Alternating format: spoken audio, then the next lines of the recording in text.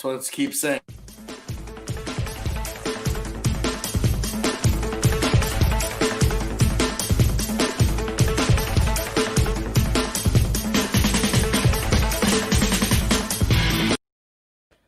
Welcome, one and all, as we come back to yet another mid-show review of here at the party of the Summer Slam. I am the devilishly handsome outlaw himself, your king of extreme, the one who you will never see coming, joined by my indomitable broadcast partner. I'm Tony fucking G, your 7-time champ, but this is literally the first time we've ever done a live mid-show update review, so I don't know why. They need to know that they are in the presence of their devilishly handsome outlaw, the king of extreme. All right, let's not get... The king must address his subjects. Come now. All right, well, as we're doing that, so we're halfway through SummerSlam, folks.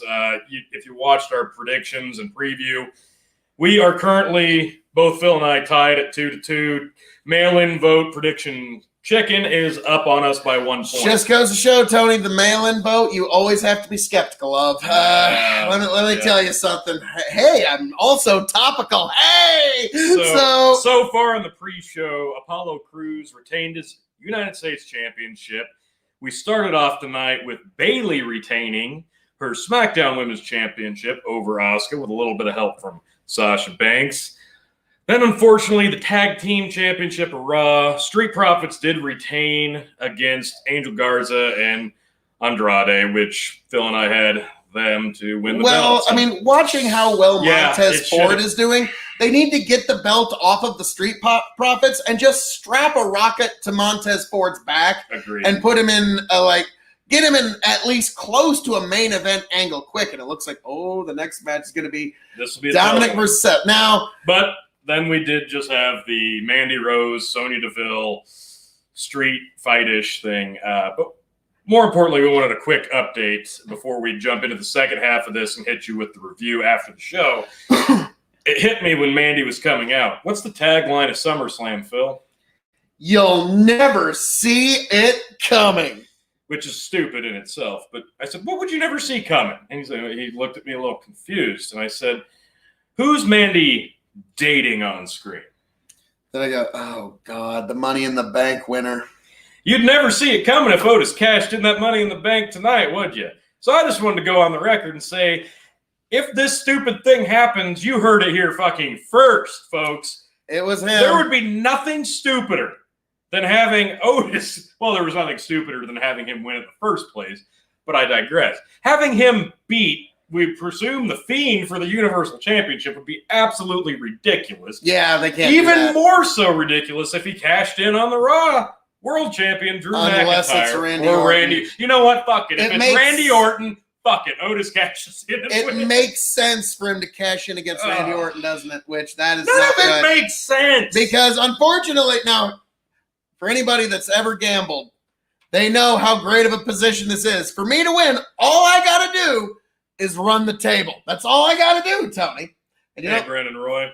Well, howdy there, sir. Welcome to the Revolutionary Wrestling Podcast, Brennan, where you get all of your wrestling updates, which is really the most important news ever. I mean, there's that other stuff I do over the Dog and Chicken Show. Definitely check it out. There's even some stuff I do every once in a while where I lend my genius and brilliance over to the Tomfoolery Show. It happens once in a while. And those are all good places, but right here at the Revolutionary Wrestling Podcast is where you get your best KOE content. And definitely check me out, Phil KOE, on YouTube. Tony, I am never above some shameless self-promotion. No, and now that you're through all that, we're about to dive into the Dominic versus Seth Rollins match. Phil and I both have Seth. Chicken has Dominic. All three of us have The Fiend. We assume that'll probably be coming soon.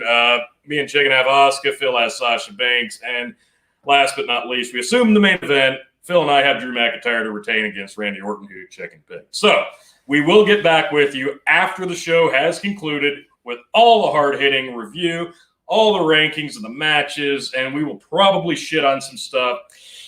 Right now, Phil and I are kind of behind, but we're hoping to make it up right here. So let's jump in and watch this Dominic Mysterio versus Seth Rollins no holds barred street fight. So, folks, as I'm known to say around here, all that being said, please join us for the end of Summer Slam for our overarching review, where you can get all the hard-hitting analysis right here at the Revolutionary Wrestling Podcast. Before you leave, be sure to smash the like, the share, the subscribe buttons so you can keep up with all the crazy antics of one Tony G, one Phil KOE, and occasionally Chicken as well when he's not the mail-in Bo-T. Ha ha ha. So, folks, One-time champ. Please join us later on. Brendan, thanks for joining us. All of you out there in the KOE Nation Revolutionary Wrestling Podcast audience, thank you. Join us for the post show. We need your input to shit all over some of these matches as well. I am your King of Extreme, Phil KOE, and this is Tony fucking G. Bye.